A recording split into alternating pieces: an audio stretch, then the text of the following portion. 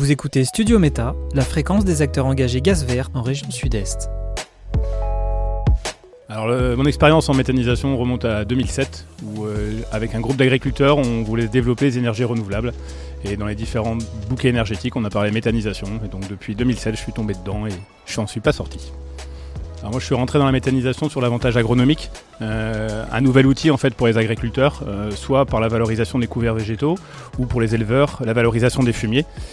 Ensuite, on travaille aussi sur la rotation, donc je trouve un outil excellent pour aller vers l'agriculture durable, on va dire, agroécologique, et évidemment en produisant de l'énergie et avec un revenu supplémentaire.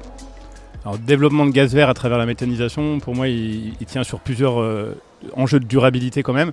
C'est de donc, produire de la biomasse, valoriser la matière locale, faire en sorte d'avoir une acceptation locale quand même pertinente, donc avec les élus locaux, avec les voisins, pas faire n'importe quoi on va dire en termes de taille.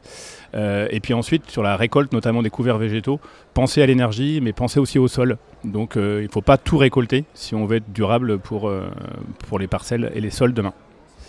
Donc la région sud par rapport à d'autres régions finalement où il y a beaucoup plus d'élevage est un peu particulière. Donc là on va être plutôt sur la valorisation je pense de couverts végétaux, voir tout ce qui est notion de biodéchets avec les collectivités pour finalement recycler ces déchets hier qui deviennent biomasse aujourd'hui et ramener les éléments minéraux au sol. Donc je pense qu'il faut bien travailler sur cette partie-là et ainsi faire des méthaniseurs adaptés au territoire, on y revient toujours.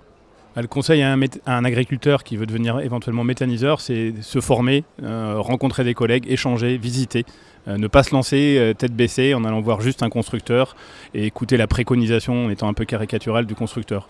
Il est là, il a de bons conseils, mais avant tout, il faut que l'agriculteur soit autonome et se forme et rencontre et échange avec des gens.